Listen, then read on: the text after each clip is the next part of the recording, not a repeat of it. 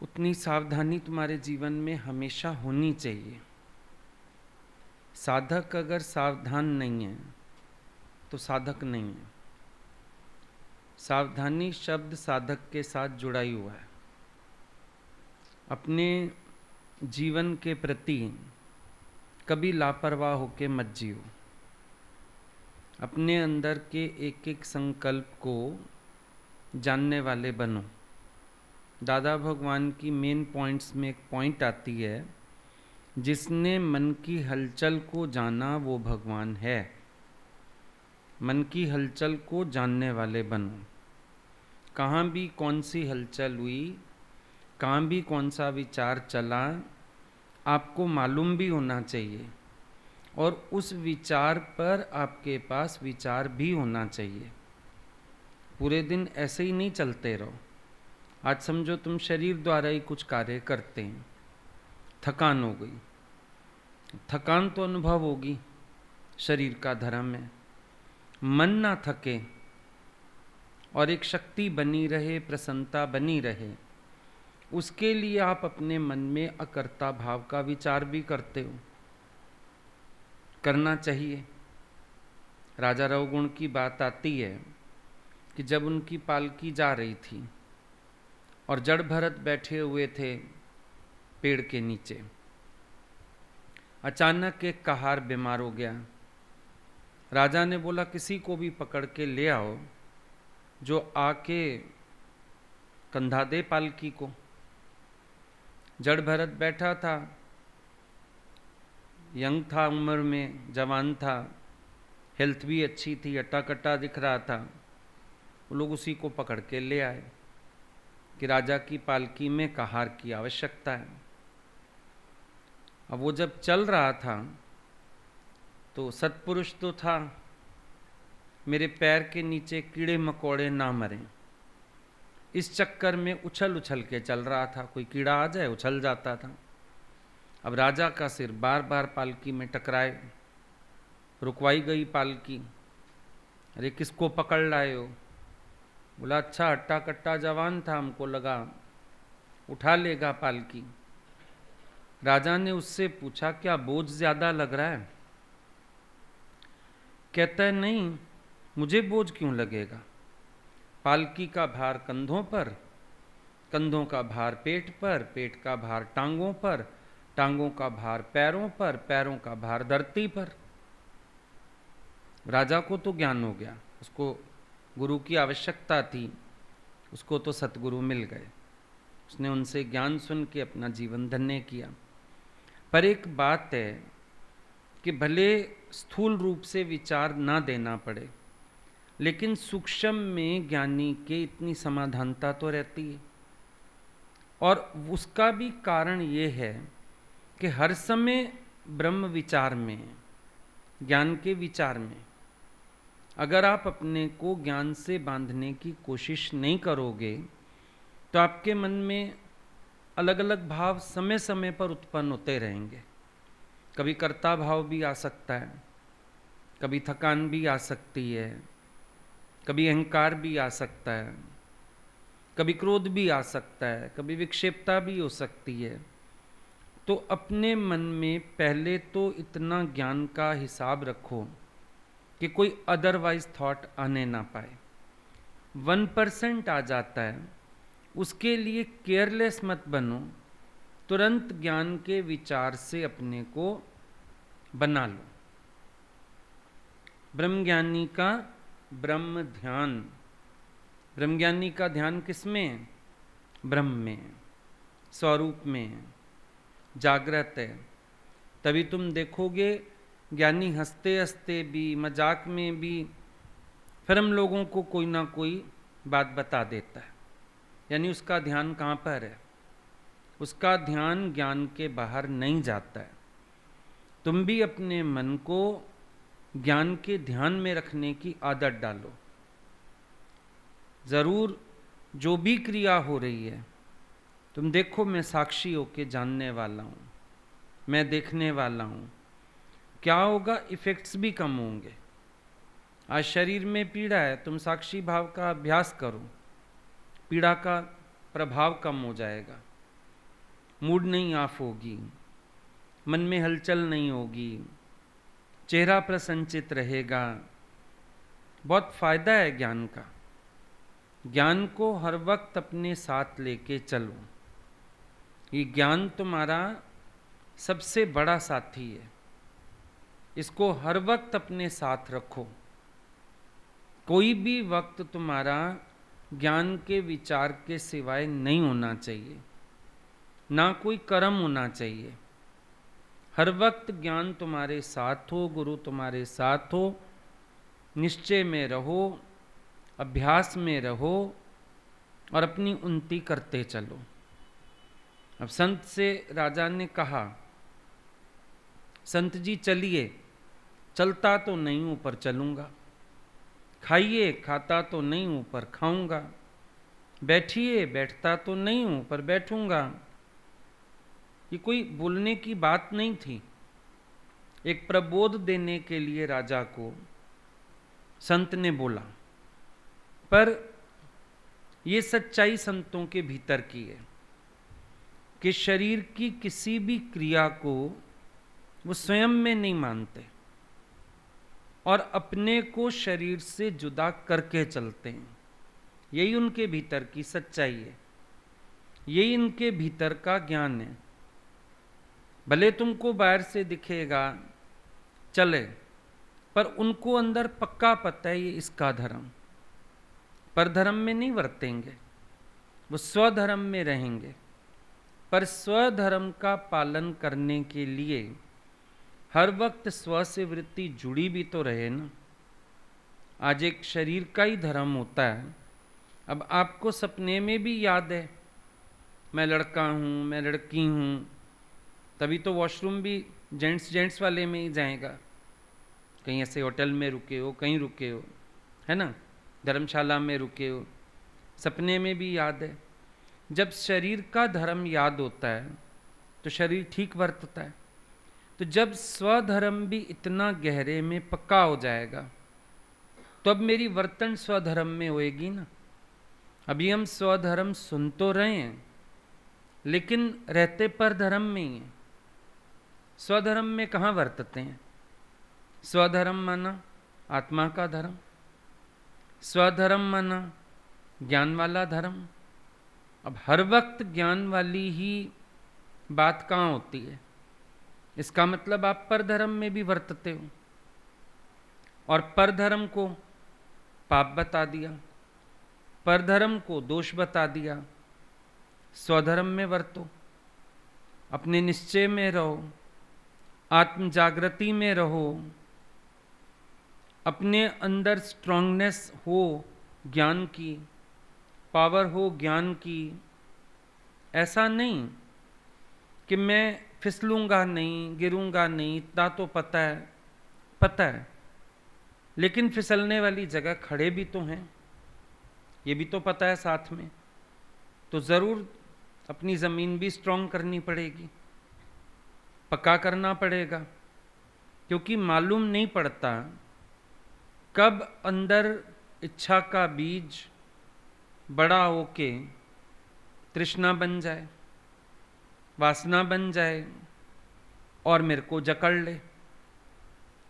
इसीलिए समाधानता होनी चाहिए।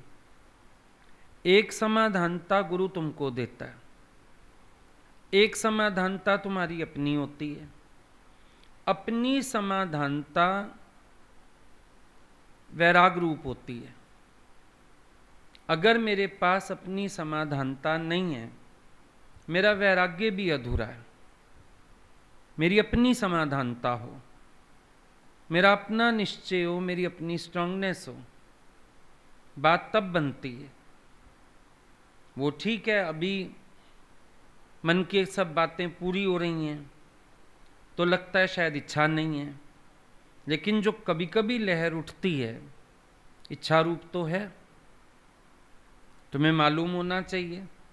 रोज गुरु कहता है अगर तुम ये मार्ग चुनते हो, तुम्हें अपने अंदर अच्छी तरह से पता होना चाहिए कि तुम्हारा एम क्या है, तुम्हारे आगे परीक्षाएं कौन सी हैं, तुम्हें कैसे तपस्या में रहना है, कैसे तुम्हारे अंदर ईश्वर के सिवाय कोई दूसरा संकल्प नहीं होना चाहिए। ये सब समाधानता अपने भीतर की होवे, मुझे मालूम हो। मज़ा तब आएगा। कल भी हम लोग बैठे थे, दिन में बात चल रही थी कि मोहम्मद साहब जब इनकी शादी की उम्र हुई तो सब घर वालों ने बहुत जोर डालना शुरू किया कि भाई आप शादी करिए, शादी करिए। उन्होंने मना कर दिया कि नहीं, मैं इस प्रपंच में नहीं पढ़ना चाहता हूँ, मैं नहीं जाना चाहता इस उलझन में। लेकिन सब बहुत जोर देने लगे। बोला अच्छा कोई लड़की मिलेगी मेरे हिसाब की, जिसके विचार मेरे से मिलते हों तो देखूंगा। एक लड़की मिली। वो लड़की भी शर्त रख के बैठी थी कि खुदा परस्त कोई होगा तो मैं उससे शादी करूंगी, अदरवाइज नहीं। पता चला मोहम्मद साहब के विषय में, शादी हो गई दोनों की। खादिमा बेगम थी। शादी वाले दिन जब शादी करके शाम को घर पहुंचे, मोहम्मद साहब अंदर से थोड़ी पूड़ियां वगैरह चीजें निकाल के ले आए। उसने पूछा ये क्या है? बोला मैं सुबह ये पूड़ियां वूड़ियां रख गया था कि शाम को जब हम लोग आएंगे तो खाना कहाँ से आएगा, कौन बनाएगा। मैं सुबह इंतजाम करके छोड़ गया था। वो कहने लगी मेरी शादी किसी गलत आदमी से तो नहीं हो गई है, मैंने तो खुदा परस्त मांगा था, इसको तो यकीन ही नहीं है। तू तो सोच रहा है शाम को खाना कहाँ से आएगा, कौन बनाएगा। ऐसे से तो मुझे शादी नहीं करनी थी। इतना निश्चय। दोनों फिर मिलके आगे बढ़े। अब उस समय मोहम्मद साहब की भी साधना अवस्था थी, बॉर्न ग्रेट्स में नाम नहीं आता उनका, अचीव ग्रेटनेस उनकी वो स्थिति थी। 40 साल की उम्र में अचानक उनके मुख से आयतें निकलने लगी थीं। दोनों फिर ऐसी साधना में चले, अचानक उनके मुख से ये जो कुरान की आयतें हैं ना, अचानक निकलने लगी। तो मतलब क्या है कि इस मार्ग पर हम चलें, हमको अगले पहर की भी नहीं सोचनी है। चाह चमारी चिड़ी अति नीचनते नीच, रे तू तो पूर्ण ब्रह्म है यदि चाह ना होवे बीच। अगर ये इच्छा बीच में ना हो, तू तो पूर्ण ब्रह्म है। ये इच्छा आ जाती है, ये तुम्हें ब्रह्म पद से गिरा देती है। इच्छा बड़ी भी हो सकती है, इच्छा छोटी भी हो सकती है, इच्छा स्थूल भी हो सकती है, इच्छा सूक्ष्म भी हो सकती है, इच्छा शुभ भी हो सकती है, इच्छा अशुभ भी हो सकती है। पर भगवान गीता में कहते हैं शुभ अशुभ का त्यागी मुझे प्यारा है, जो दोनों से पार जाए। जब हम सत्संग में आते हैं, हम कई बार इन चीज़ों से अट्रैक्ट होते हैं। संसार में बंधन हैं, भार हैं, शोर हैं, हम ना शायद उससे बच जाएंगे सत्संग में आके। लेकिन सत्संग में आके रियलाइज करना चाहिए शोर संसार में नहीं है, शोर मेरी इच्छाओं का होता है।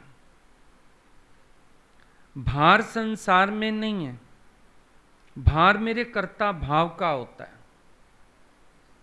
उलझने संसार में नहीं है, अपने अंदर सही विचारधारा ना होने के कारण हम उलझते हैं। संसार दोष देने योग्य नहीं है।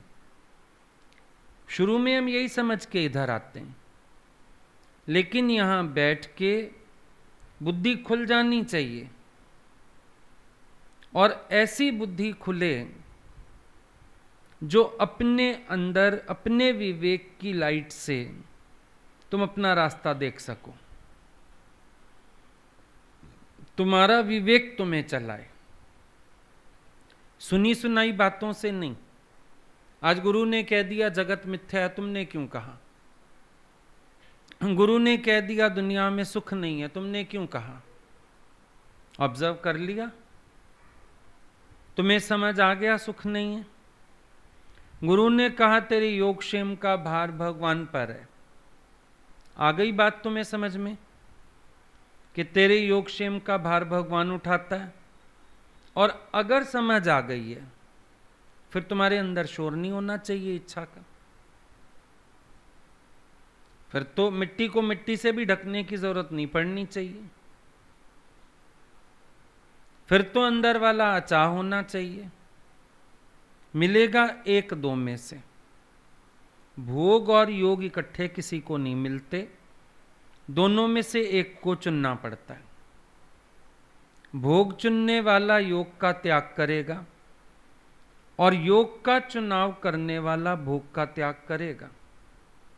दोनों नहीं मिलते, एक मिलता है। भोग फल चाहिए, मोक्ष फल चाहिए। और भक्ति फल मिल गया तो ना भोग फल चाहिए ना मोक्ष फल चाहिए। ये अपने अंदर का चुनाव होता है। निरिच्छा माना कंप्लीटली निरिच्छा। निरिच्छा का ये मतलब नहीं है थोड़ी थोड़ी चाहे ना रखे, थोड़ी थोड़ी भी क्यों रखे। करन करावा नापे आप, मुझे सोचना ही नहीं है। जब जब तुम अपने लिए कुछ सोचते हो, तुम भगवान से ईमान हटाते हो। तुम जब जब अपने लिए कुछ सोचते हो, पता चलता है तुम्हारा भगवान में विश्वास नहीं है। तुम जब जब चिंता करते हो, फिक्र करते हो, जुगाड़ भिड़ाते हो, पता चलता है कि अभी तुम चाहना वाला जीव है, समर्पित नहीं है। तुम छोड़ दिया तो छोड़ दिया ना। अब ये भी एक चालाकी है। थोड़ी थोड़ी इच्छा रह गई, थोड़ी थोड़ी खत्म हो गई। जहर तो थोड़ा या पूरी बोतल बराबर की है। जहर तुमको कोई कहे बोतल पी ले, उसको कहोगे चल एक चम्मच पी लेता हूं तेरे कहने से, बोतल तो मैं नहीं पी पाऊंगा। एक बूंद भी नहीं चाहोगे।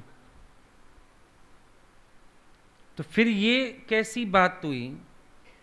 थोड़ी इच्छा है थोड़ी नहीं है, ये तो कोई बात ही नहीं हुई। नहीं है तो नहीं है तो है मतलब है, नहीं है मतलब नहीं है। भाई पूछा जाता है मान इज्जत चाहिए? नहीं, मान नहीं चाहिए। फिर अपमान, अपमान भी नहीं चाहिए। फिर इच्छा तो आ गई ना। मैं सच्चा हूं यही आनंद है, मैं सच्चा हूं मुझे कोई झूठा ना समझे, फिर इच्छा आ गई, दुखी करेगी। तुम लोगों को ऐसी इच्छाएं आती रहती हैं, सारे दिन आती रहती हैं। कभी कोई इच्छा करते हो, कभी कोई इच्छा करते हो। अच्छा, जब तुम ये कहते हो मुझे कोई बुरा ना समझे, मतलब तुम दुनिया को अच्छा होके दिखाना चाहते हो, अच्छा बनने की इच्छा हो गई, और कह रहे हो नहीं मुझे अच्छा बनने की इच्छा नहीं। इच्छा तो है। अब सत्संग सुनने के बाद एक सतोगुणी मैं और आ जाती है। लोग क्या कहेंगे, सत्संग भी सुनता है, ऐसा है? तेरी सच्चाई तेरे साथ, संतों पे कीचड़ नहीं उछले क्या? फिर क्या हो गया? लेकिन अंदर तुम्हारे जीव भाव रहता है, सूक्ष्म जीव भाव, सूक्ष्म अभिमान तुम्हारे अंदर रहता है, जो तुम्हें उलझाता है, जो तुम्हें फिर संसार में घसीटता है। बड़ी इच्छाएं नहीं है, छोटी इच्छाएं फिर भी हैं। क्यों बोला कंचन तजना सहज है, सहज स्त्रिया का नेह, मान बढ़ाई ईर्ष्या दुर्लभ तजना, ये छोड़ने मुश्किल होती हैं चीजें। मान बढ़ाई ईर्ष्या ये सब आ जाता है, अंदर मन चलता रहता है। जितनी संसार की जानकारी उतनी अंदर खेचल। तभी कहा जाता है कोशिश करके संसार से अनभिज्ञ होके भी रहो। जितना ज्यादा नॉलेज होगी ना पदार्थों की, चीजों की, फिर मन उस तरफ अट्रैक्ट भी होगा। अभी एक चीज है तुम्हारे पास, मोबाइल एक है, काम चल रहा है, सत्संग सुन रहे हो, फोन बात हो रही है, सब कुछ ठीक है, नॉलेज हो गई, नया मॉडल आया है। अब वो नॉलेज होते ही इच्छा हो गई, इच्छा होते ही अब इच्छा पूरी करने को मन करता है। मन को नजर आता है मेरे साधन पूरे नहीं हैं, फिर वो किसी की आड़ में पूरा करना चाहता है, किसी की भी आड़ में। कोई कहेगा मोबाइल ये वाला ले बहुत अच्छा है, ये वाला ले बहुत अच्छा है, जब आएगा उसको देखोगे, निहारोगे। जानकारी वरदान बने तो ठीक, पर जानकारी अभिशाप तो ना बने ना।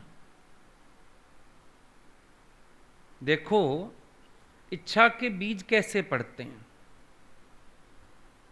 सिर्फ इच्छा हटाना काफी नहीं है, विचार करो इच्छा के बीज कैसे पड़ते हैं। कब कब मेरा मन कोई नया संकल्प करता है, कब कब मेरा मन भगवान को छोड़ के फिर संसार की तरफ चलता है, कब कब मेरा मन दुनियादारी में उलझता है। विचार करो, पता चलेगा।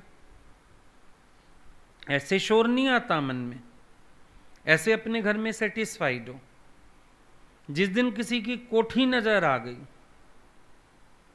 उस दिन बीज पड़ जाएगा। ऐसे अपनी साइकिल पे भी खुश हो, पर दोस्त की बाइक नजर आ गई, अब बाइक चाहिए। इच्छा के बीज तो ऐसे ही पड़ते हैं।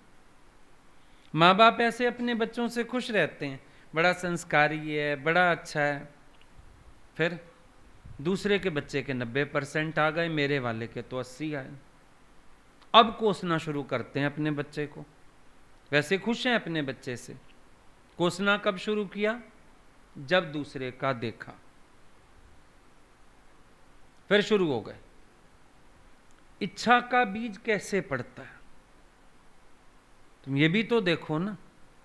अब ये सारी जिंदगी ये तो नहीं करोगे कि इच्छा आ जाए हटा दो, इच्छा आ जाए हटा दो। इच्छा का बीज जहां से पड़ता है वहां सावधान होना पड़ेगा ना, अलर्ट होना पड़ेगा। इच्छा का बीज क्यों पड़ जाता है?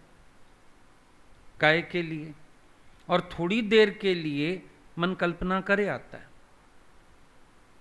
अभी तुम्हें बता दें बहुत बढ़िया एक गाड़ी निकली है, थोड़ी देर सैर करे आओगे। तुम्हें बता दें घर कोई बहुत बढ़िया बन रहा है, तुम कल्पना कर लोगे ऐसा घर होगा, आगे स्विमिंग पूल होगा, इधर गार्डन होगा। तुम एक फेरा मारा है वहां पर, डाल दिए बीज, इच्छा के बीज भी डाल दिए, कर्म भी बना लिया। पता नहीं अब कीड़ा मकोड़ा क्या बन के आओगे, पर उस जगह चक्कर तो मारोगे ना। क्यों डाला बीज? दादाजी ने बाहर का त्याग नहीं बताया, इसका यह मतलब नहीं है कि तुम अंतर जगत की सृष्टि को लय ना करो। कम से कम सोचो, कम से कम बातें करो, कम से कम ध्यान दो। बाहरी जगत से परे होना पड़ेगा। ये जो तुम्हारे हैं ना टीवी, ये मोबाइल और इसमें वो जो नेट और वो क्या क्या सब आता रहता है, देखा किसी भी को तुम देख लो, जेंट्स को खाली बैठे यूट्यूब में देखते ही रहेंगे, कुछ ना कुछ कुछ ना कुछ। क्यों? तुम समाधि में क्यों नहीं रह सकते? तुम लिखने पढ़ने में, अपने अभ्यास में समय क्यों नहीं लगा सकते? क्यों तुम्हारे पास इतना संसार का नॉलेज है? जिस गली तुम्हें जाना नहीं, तुम उसके राह क्यों पूछते हो? सारा अपने दिमाग में कचरा भरे रखते हो, दुनिया भर का सब खबर है, क्या महंगा, क्या सस्ता, क्या अच्छा मिलता है, क्या बुरा मिलता है। तो क्या मन वर्तता नहीं होगा? पर पीड़ा भी नहीं होती तुम्हें कि एम मेरा कुछ और है, विचार मेरे कुछ और है? पीड़ा होनी चाहिए ना। मेरा दिमाग संसार में ही क्यों चलता है हर समय? क्या लेना है मुझे? जिस वक्खर को लैण तू आया, राम नाम संत अंदर पाया। और तुम राम नाम का मोती छोड़ के फिजूल की चीजों में पड़े हो। पूरा समय दिमाग तुम्हारा संसार में ही तो चक्कर काट रहा है। भगवान के चक्कर कितने काटता है? रस इससे भी पूरा होता है। कभी अनुभव करो, जिन चीजों के विचार में हम रहते हैं उससे भी तो रस पूरा कर लेते हैं अपना। क्यों नहीं कर लेते? लोगों को देखा तुमने कभी? उधर जाते हैं ना ट्रेड फेयर वगैरह, तो वहां क्या होता है, वो लोग बेचने के लिए चीजें, समझो मिल्क पाउडर बेचना है उन्होंने, वहां मिल्क पाउडर से वो अपना दूध बना के ठंडा इतना इतना सैंपल पिला रहे होते हैं। लोग इतनी होशियारी करते हैं, 2-3 बार लिया, 1 गिलास पूरा हो गया, पी गए। डब्बा खरीदना जरूरी नहीं है, खरीदना भी नहीं है, रस पूरा हो गया। होता है नहीं होता है? वीडियो गेम हमें खरीदना नहीं है, वो डेमो दिखा रहे हैं, हम चढ़ जाते हैं। एक गेम हम भी खेला है। बहुत से रस पूरे होते हैं, तुम मन की सृष्टि को पकड़ते नहीं हो। हर चीज लेने देने से नहीं होती, बहुत से रस ऐसे ही पूरे होते हैं। बच्चों की शादी नहीं हुई जा रही, उम्र ही नहीं है, पर ये जितना भी ये आती हैं चीजें तुम्हारे नेट पे, टीवी पे, गंद जो भी आता है, देख के भी तो रस पूरा कर लेते हैं। मूवीज देख रहे हैं, वो चीजें देख रहे हैं, रस पूरे हो रहे हैं। जरूरी नहीं हम खरीदार होते हैं हर जगह, बहुत जगह हम अपने रस यूं भी पूरे करते हैं। विचार करो, चीजें देख ली, चीजें पता कर ली, पसंद कर ली, दूसरों के लिए खरीद दी। अब दादा की बात याद करो, थूक किसी की हाथ में लेके दूसरे को तुमने क्यों चटवाई? क्यों चटवाई? इस प्रधानगिरी में भी स्वाद आता। अब जितने बिल्डर होते हैं, इनकी इतनी साइट्स चलती हैं, मुंह का अपना घर चाहे किराए का हो, लोगों को घर ले दिए, मुनाफा मिल जाता है बीच में से। कई बार प्रशंसा का मुनाफा। अब ये जो होते हैं शादियों के ब्रोकर्स भी होते हैं, औरतें बहुत काम करती हैं, इसकी इससे शादी करा, इसकी उससे शादी करा। क्या मिलता है बीच में? हार्डली 1100 रुपये, या कभी एक सूट मत्थे मारते हैं। पर इनके पास 4 लोगों में बैठ के, मैंने जिंदगी में 50 शादियां तो करवाई होंगी, 100 रिश्ते तो करवाए होंगे। ये रस्सी बहुत है, बहुत चीजों का इंसान को बस रस्सी बहुत है। कई लोग होते हैं अपने से हासिल नहीं कर पाए, बच्चों के थ्रू हासिल कर लें, उसमें क्या है? वो संतुष्टि वही मिलने लगती है। लेकिन ये सब है तो बहिर्मुखता। अब जितनी चीजें तुम देख रहे हैं, अभी आजकल वो सेल वेल लगती है तुम्हारे उस पे, अमेजोन पे, फ्लिपकार्ट पे सेल लग जाती है, लाखों प्रोडक्ट हैं, सारे तुमने खरीदने थोड़ी हैं, बस तुम देख देख के खुश हो, अच्छा ये भी आ गया, अच्छा ये भी आ गया, अच्छा ये इतने का मिल रहा है, अच्छा वो उतने का मिल रहा है। Waste of sight, waste of energy, waste of time. साधक को होश होना चाहिए, नहीं होना चाहिए? जब एक क्षण जीवन का बर्बाद करने के लिए तुम्हें मना किया जाता है, तुम्हारे कितने क्षण जाते हैं ऐसी बाहरी हलचलों में, बाहरी शोर में। और ये सब सूक्ष्म मन की इच्छाएं हैं। तुम सोचते हैं इच्छा माना मैं लेने जाऊं तो इच्छा है ना, मैं अगर ये सोचूं मुझे चाहिए ही चाहिए तो इच्छा, जरूरी नहीं है। इच्छाओं की पूर्ति के कई रूप हैं, कई रूप हैं। डायबिटिक पेशेंट को मीठा खाना नहीं है, पर वो मिठाइयां देख के ही खुश हो लेता है, खुशबू से ही खुश हो लेता है। उसमें क्या है, बड़ी बात है कोई? जब तक अंतर्मुख नहीं होगे अपने मन को नहीं समझ पाओगे। तुम बस मोटी मोटी चार चीजों को समझते हो, हाँ ये इच्छा होती होगी, हाँ ये ऐसा होता होगा, जरूरी नहीं है। ये सब सूक्ष्म मन की चाहनाएं हैं जो तुम्हारी वृत्ति को भंग करती रहती हैं। अपनी वृत्ति को समेटना, अपनी वृत्ति को बांधना हर साधक का अपना धर्म है। हम बताते हैं तुमको, माता भगवान दिल्ली आए, प्रोग्राम बनाया गया, लोटस टेम्पल बना था नया नया, घुमा के ले आए, और एक दो चीजें थीं। उनसे जब ऑफर रखा गया, गाड़ियां भी बुला ली गई, सब कर लिया गया, माता चलिए, उनका एक ही वचन था, बनाया किसने? मैं नहीं तो बनाया। क्या मतलब है? ज्ञानी को इतनी सी भी चाहना बाकी नहीं बची है। भगवान को लोग बुलाते थे, फॉरेन कंट्री आइए, घूम जाइए, कहते थे वही पेड़, वही पानी, वही पत्थर, वही पहाड़, क्या देखने आऊं? सब देखा है यहां पे? नहीं गए, कभी नहीं गए, फॉरेन ट्रिप कोई नहीं किया। अब बुलाते रहे सब लोग, ऑफर्स थे, चलिए। बोले हमको नहीं जाना, जिसको कुछ चाहिए वो यहां आ जाए, हमें नहीं जाना है। अचाह पद क्या होता है? कभी बैठ के अपने से विचार करो, अचाह पद क्या होता है? तुम्हें पता चलेगा जहां जहां तुम्हारे इंटरेस्ट हैं, कोई सूक्ष्म चाह है वहां पर। जब मार्ग परमात्मा का चुना तो इंटरेस्ट भी वही होना चाहिए। बाकी के इंटरेस्ट क्यों हैं? भगवान के कार्य का इंटरेस्ट हो,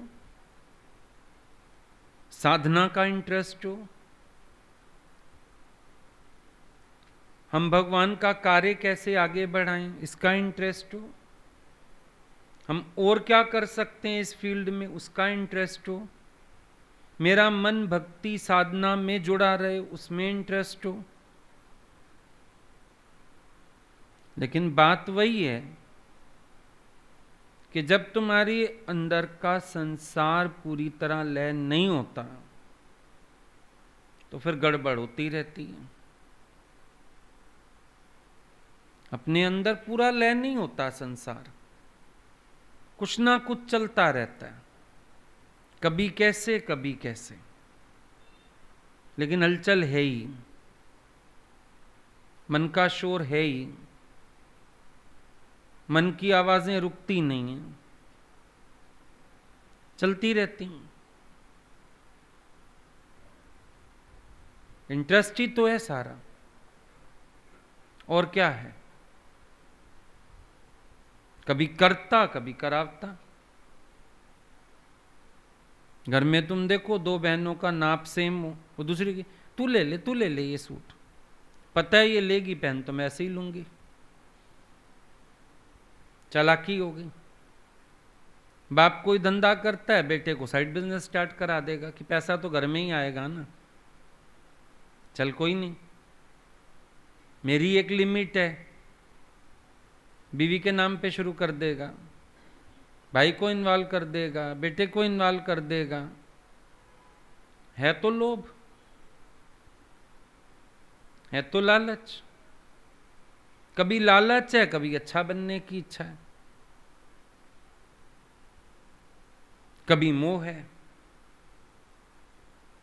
ध्यान दो ना अपने एक एक संकल्प पे, एक एक क्रिया पे, तब तुम्हें पता चलेगा कि अभी भी तुम मनमुख हो, गुरुमुख नहीं हो, अभी भी मनमुख हो। पूरे दिन में बिजी हूं, वेरी गुड, पर किस में बिजी हो। मधुमक्खी भी बिजी है सारा दिन, मच्छर भी बिजी है सारा दिन। मधुमक्खी शहद बनाने में बिजी है, मच्छर लोगों को काटने में बिजी है, एक कंस्ट्रक्शन में एक डिस्ट्रक्शन में। तो मैं सारा दिन बिजी हूं, सारा दिन टाइम ही नहीं मिलता। जरा बैठ के विचार करो, तुम्हारे वर्क की क्वालिटी क्या, किसमें बिजी हो। बिजी तो हो, पर किसमें। ज्ञानी ये देखता है पूरे दिन में किसमें बिजी रहा।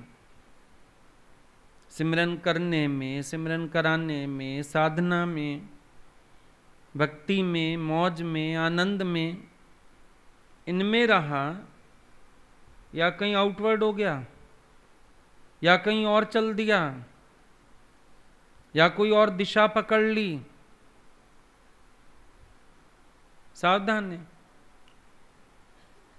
तुम बिजी है, काय में बिजी है, ये बताओ क्या कर रहे हो। सारा दिन तुमसे क्या हो रहा है,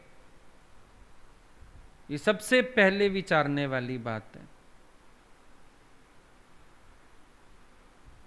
है तो सही, बिजीनेस तो है, पर काहे में।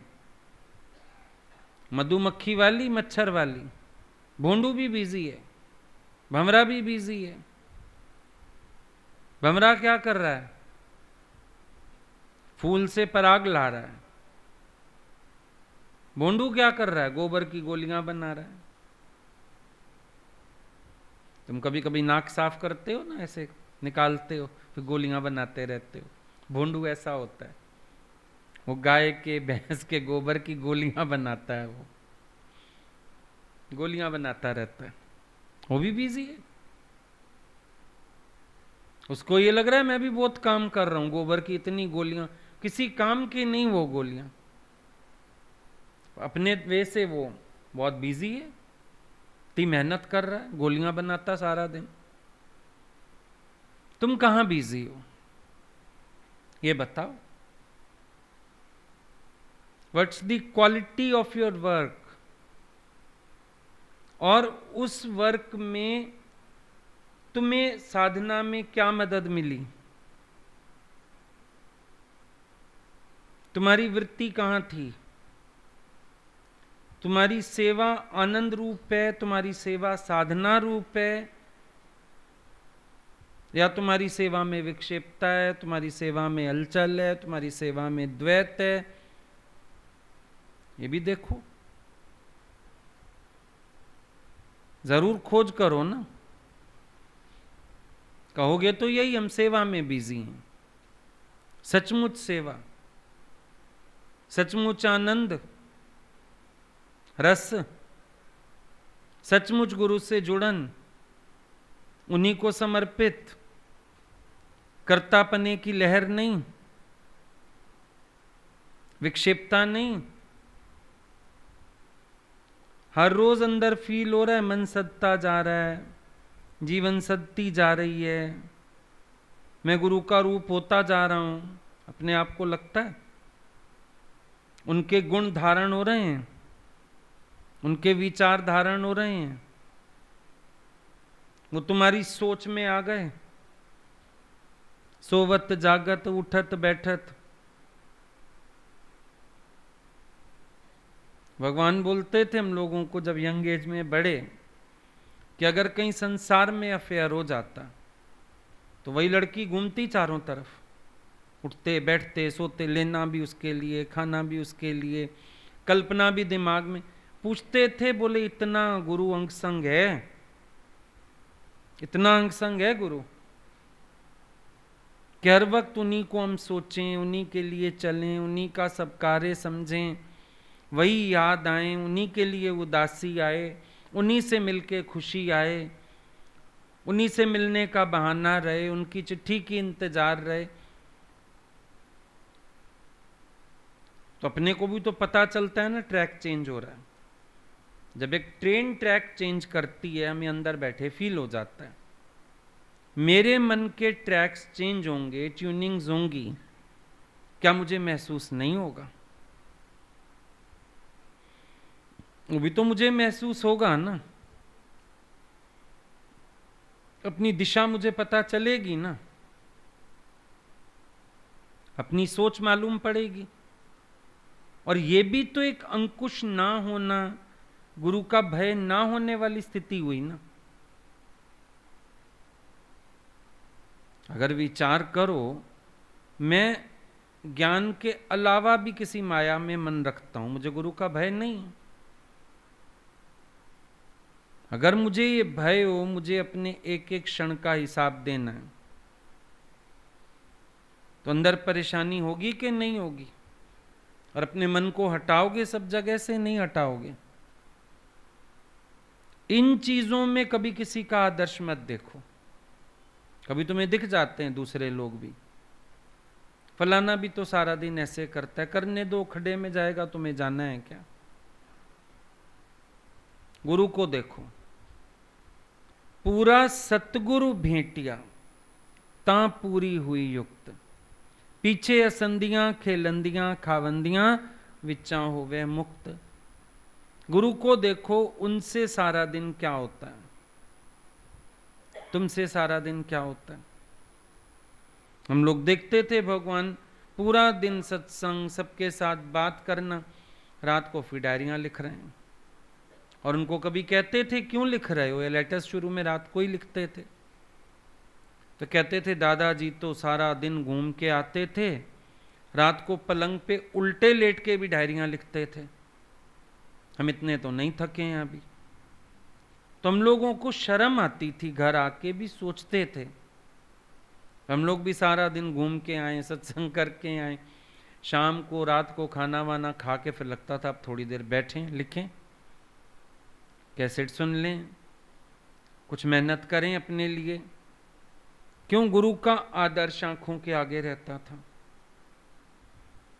वो पूरा दिन ना प्रॉफिटेबल होता था उनका, तो वेस्ट तो हम मान ही नहीं सकते, प्रॉफिटेबल होता था। उसके बाद भी हम लोग उनके मुंह से ये बातें सुनते रहते थे, आज तो सारा दिन ऐसे ही चला गया। हम लोग कहते थे कितना तो आपने सारा दिन किया, आपका एक सत्संग करना ही बहुत हो गया, उसके बाद कुछ ना करो तो भी कोई दिक्कत नहीं, आपका सांस लेना ही धरती पर उपकार है, धरती पर होना आपका बहुत बड़ी बात है। लेकिन फिर भी हम लोग सुनते थे कि वो समय नहीं खराब करना चाहते थे, कुछ ना कुछ कर ही रहे हैं, कोई ना कोई सेवा उनसे हो ही रही है, सबके लिए कुछ ना कुछ नया खोज ही लेते थे।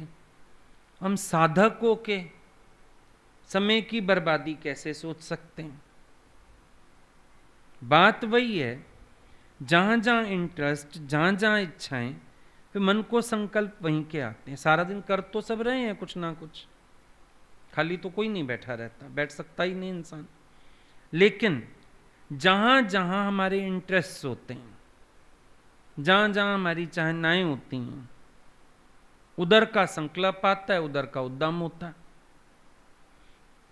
उधर का पुरुषार्थ होता है हमसे।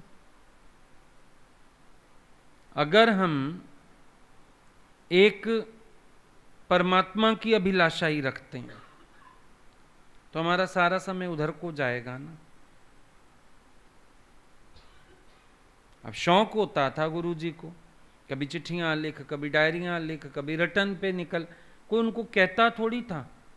रोज एक नई खोजना कर लेते थे सबको देने के लिए, एक नए तरीके से खोज, एक नया वे, अलग ही तरह का। बड़े खुश होते थे फिर लुटा के सब पे, अलग ही तरह का जुनून। कभी कैसे, कभी कैसे, कभी कैसे, पर निरंतर उनका देना चलता रहता था। कभी हम लोगों ने उनको रुके हुए नहीं देखा कि ठहर गए, रुक गए, निरंतर गतिवान। तुम्हारी गतियां कभी रुक जाती हैं, कभी किसी और दिशा मुड़ लेते हो, कभी कैसे, कभी कैसे, पर क्यों?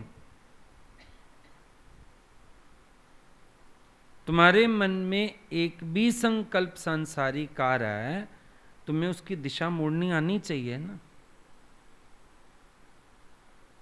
अपने मन से हर वक्त प्रश्न करो, एक प्रश्न चिन्ह बना के बैठे रहो सारा दिन। मन से पूछो क्यों, वाई, किस लिए, what's the need, what's your aim. अपने से पूछना चाहिए पूरा समय। क्यों नहीं पूछते हो? और जैसा इंटरेस्ट रखोगे, संकल्प रखोगे, प्रकृति तुम्हारी उसी तरह की हो जाएगी। ये भी पक्की बात है। जिसका जिधर इंटरेस्ट नजर आता है उसको उधर की दिशा दुनिया वाले भी देते हैं।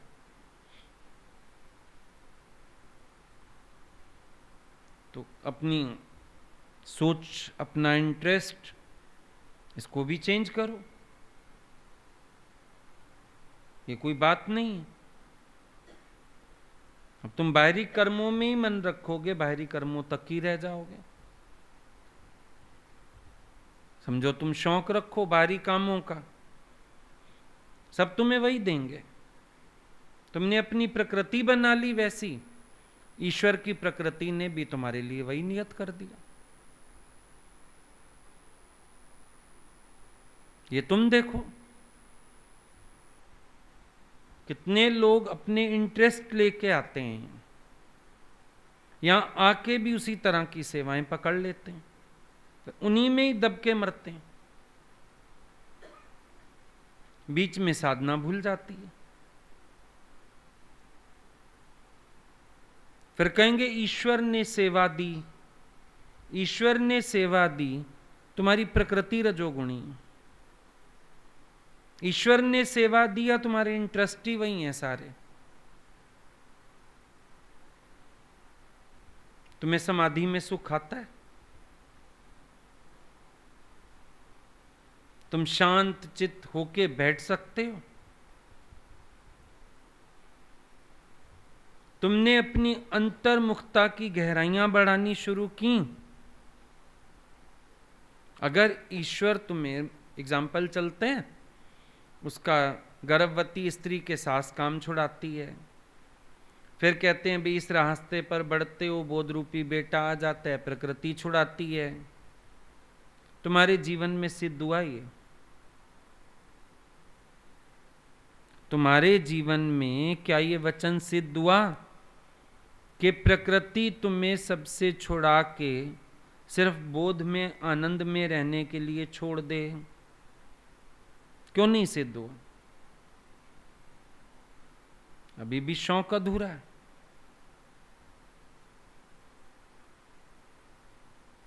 बाहरी चीजों में रस बहुत है, घुमा लो, फिरा लो, इसको मिलाएं, उसको देखाएं, ये सेवा कराएं, वो काम कराएं, अपना इंटरेस्ट है। बड़े दिन से वहां नहीं गए थे, चले गए, 4 घंटे बर्बाद कर लिए। ये नहीं होश आया बड़े दिन से मैं कभी बैठ के अंतर्मुखता में विचार ही नहीं करता। इतना गूढ़ सत्संग चला, एक बार बैठ के सुन लूं, दोबारा से कुछ लिखाई पढ़ाई कर लूं बैठ के, इंटरेस्ट नहीं है। इंटरेस्ट ही वही है। तो प्रकृति दौड़ाए रखती, हम तो सबको देखते हैं। भाई बोला दादा के बाद दादा दूसरा नहीं हुआ, कबीर के बाद कबीर नहीं हुआ, कारण क्या है? किसी का इंटरेस्ट ही नहीं दादा जैसा, इंटरेस्ट ही नहीं कबीर जैसा। गुरु के संग घुटना मिला के कौन बैठ सके? इंटरेस्ट भी तो कीड़े उबलते हैं अंदर, कर्ता भाव, रजोगुण बहुत उछलता है। कामों की लिस्ट होगी और क्या हो गए उसकी भी लिस्ट होगी।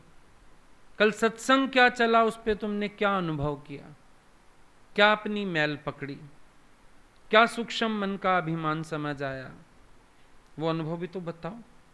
वो तो विचारा ही नहीं, क्योंकि सोचा सत्संग जिसने प्रश्न किया था उसके लिए था, मैं तो बहुत दूध का धुला हुआ हूं।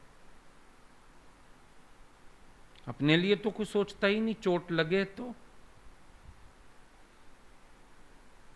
एक बार अंदर चोट लगे तो सही, चोट नहीं लगती। थोड़ी देर सत्संग सुन के उस टाइम थोड़ा सा मुंह बना लेते हो, बाद में थोड़ा सा पॉइंट बता देते हो, फिर सारा दिन कहां है, कहां है सत्संग? कहां ख्वाहिश उठी दोबारा की एक बार सुन तो लें? जरूरत ही नहीं समझते, क्योंकि अब वो ज्ञान के वैसे से सिद्ध पुरुषों में। अब तो मेरे को सत्संग करना भी आ गया, अब तो मैं बोलना भी सीख गया। उसके बाद तुम्हें साधना की कोई आवश्यकता नहीं। ये कहानी खराब है। आया था हरिभजन को, ओटन लगा कपास। जीवन तो इसलिए दिया कि हरिभजन करूंगा, ओटन लगा कपास।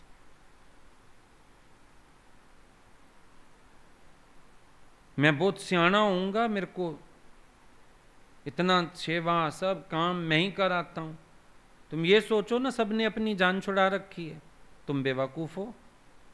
नंबर 1, सबने अपना इंटरेस्ट साधना में रखा है, तुमने इंटरेस्ट ऐसा रखा है। तुम सोचेंगे मैं सेवादार नंबर 1, में बेवकूफ नंबर 1। प्रकृति तुम्हें क्यों नहीं छुड़ा रही? क्योंकि तुम्हारे अंदर के रस ही नहीं मर रहे, इंटरेस्ट ही नहीं खत्म हो रहा है, शौक ही वही सब पड़े हुए हैं दिमाग में, वही कीड़े कुल बुलाते हैं, वही संकल्प उठते हैं।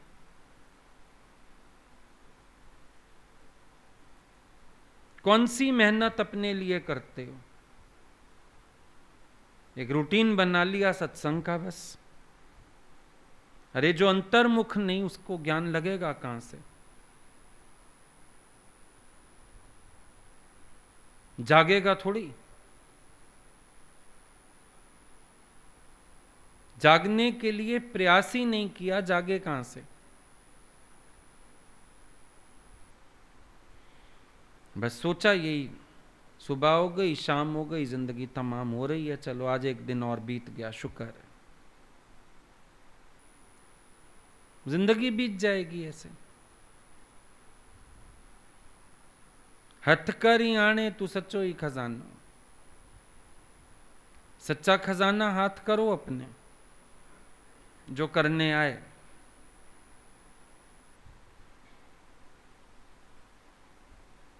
तुमको कभी खुद को भी अंदर से लगता नहीं है कि जो मेरा काम नहीं है, मुझे उसका चिंतन सारा दिन है?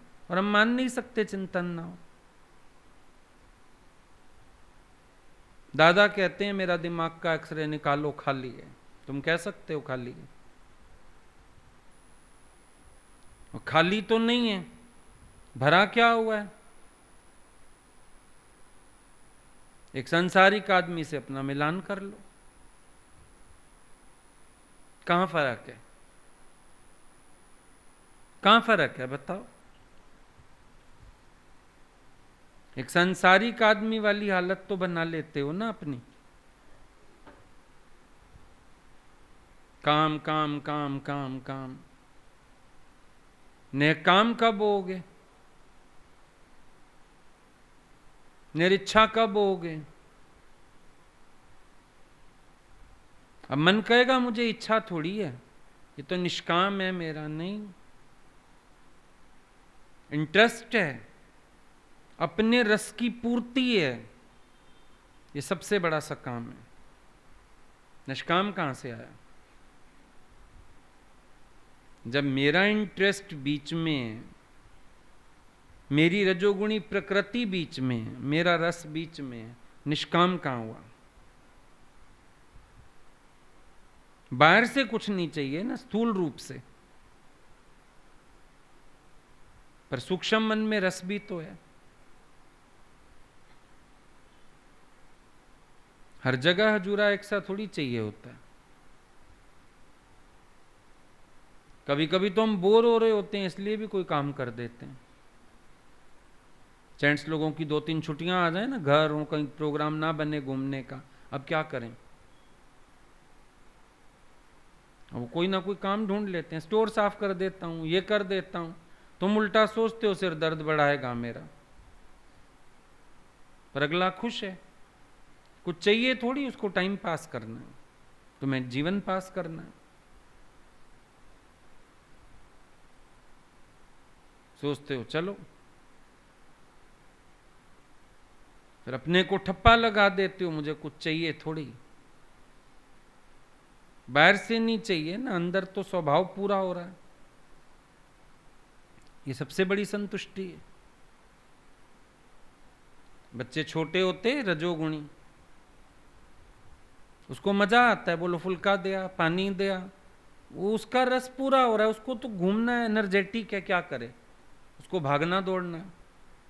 वो खुश हो जाए, दौड़ दौड़ के रोटी लाएगा, दौड़ दौड़ के वापस आएगा। रजोगुणी लोगों की ये प्रकृति होती है। रजोगुण हावी रहता है, हलचल बनी रहती है अंदर, शोर चलता ही रहता है अंदर।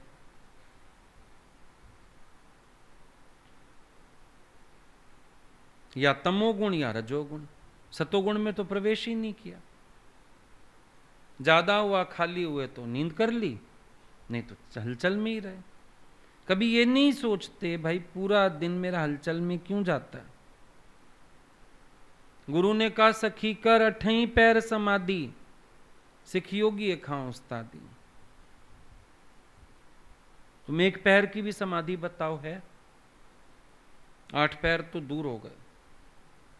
एक पैर की समाधि भी अनुभव होती है, जिसमें तुम निश्चेष्ट रहो। यहां तक कि अगर डायरी पेन कभी लेके बैठ भी जाओगे ना, उसमें भी चेष्टा आ जाएगी, अभी थोड़ी देर लिख के ना फिर फलां जगह जाता हूं। तुम्हारा कोई फायदा नहीं लिखने का, डूबोगे थोड़ी, काम उतारोगे, क्योंकि दिमाग में तो कीड़े और कुल बुला रहे हैं। समाधि का प्रयास करने वाला अगर रजोगुणी संकल्प लेके समाधि में बैठेगा, समाधि सिद्ध हो ही नहीं सकती। सोचा है कभी?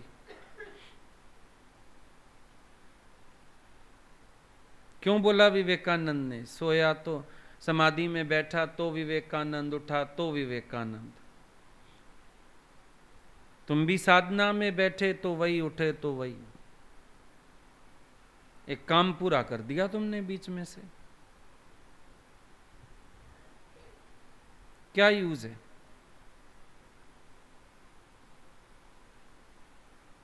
बाहरी बातें नहीं, अपने पे ध्यान दो।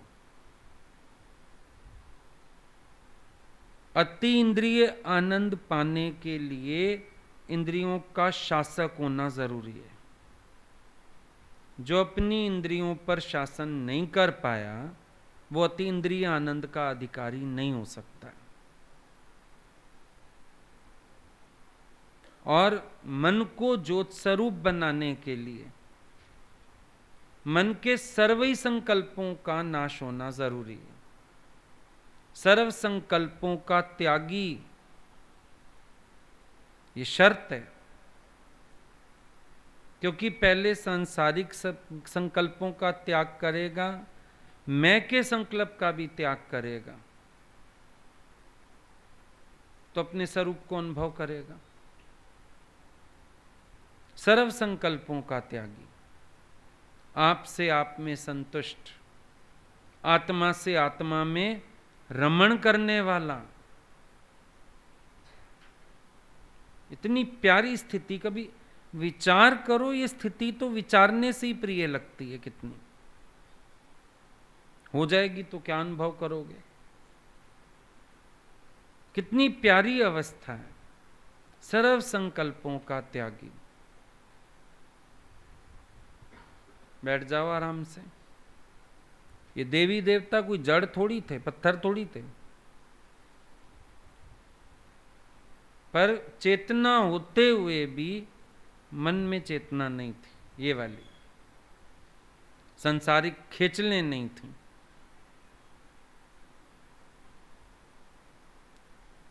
आराम से बैठे रहते थे। तो दिखाते हैं तुम्हें कि वो जड़ होके बैठ गए।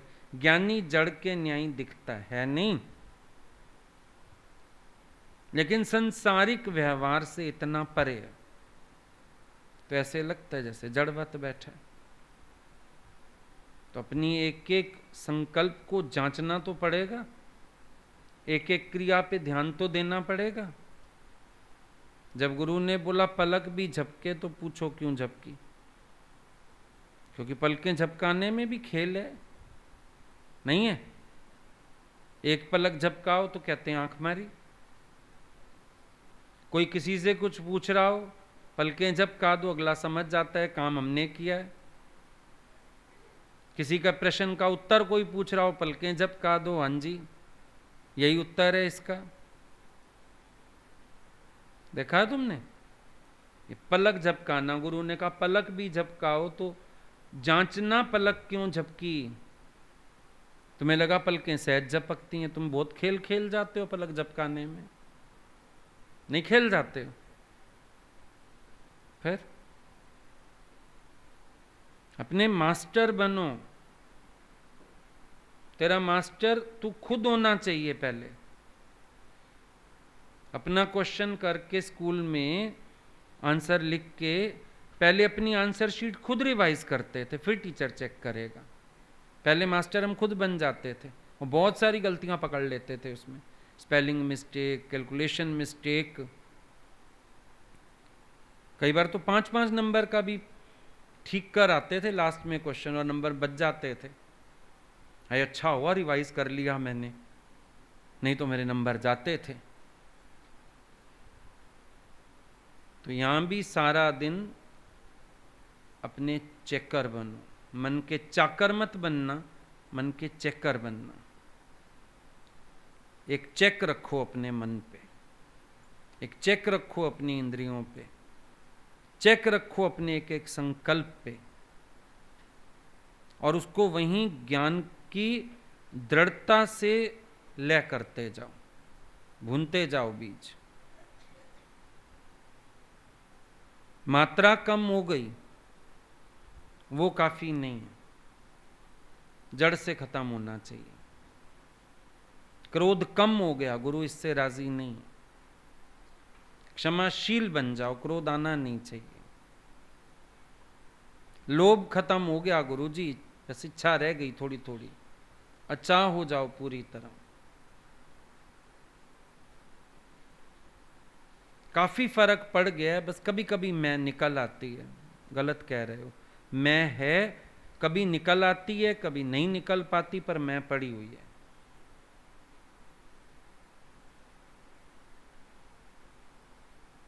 ऐसे खुश मत हो जाओ, जो पाने आए हो ना, जब तक वो ना मिले संतुष्ट मत हो जाओ। पाके रहो जो पाने आए हो, ठीक है।